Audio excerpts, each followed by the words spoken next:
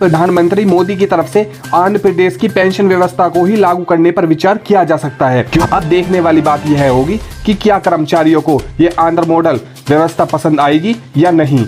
इस मुद्दे पर अपनी राय कमेंट बॉक्स में जरूर बताइएगा।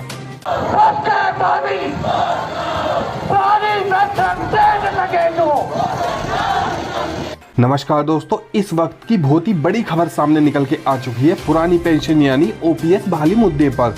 देर रात तक चली पीएम नरेंद्र मोदी की मीटिंग और एनपीएस रद्द कर आंध्र मॉडल वैकल्पिक पेंशन लागू करने पर हुई बैठक में लिया गया अहम फैसला।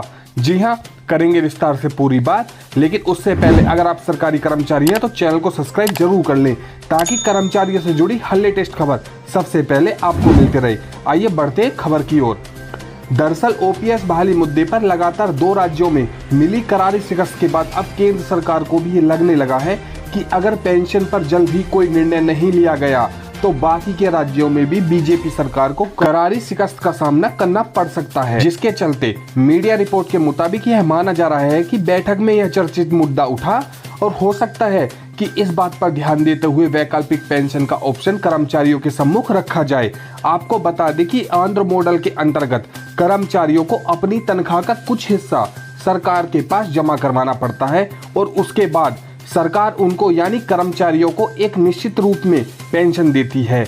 हालांकि कर्मचारियों की नियुक्ति दिनांक से ही सरकार कर्मचारियों के पैसे उनकी तनख्वाह से ही काटना शुरू कर देती है। उसके बाद कुछ पैसा अपने पास से मिलाकर कर्मचारियों के रिटायर होने के पश्चात एक निश्चित रूप में उनको पेंशन के लिए मिलती रहती है।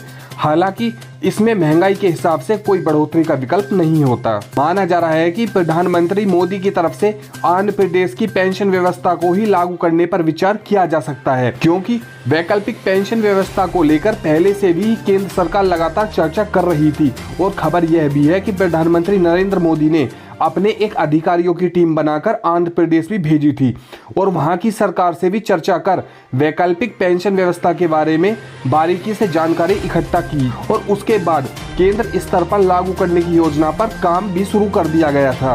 अब देखने वाली बात यह होगी कि क्या कर्मचारियों को ये आंध्र मॉडल व्यवस्था पसंद आएगी या नहीं। इस मुद्दे पर अपनी राय कमेंट बॉक्स में जरूर बताइएगा।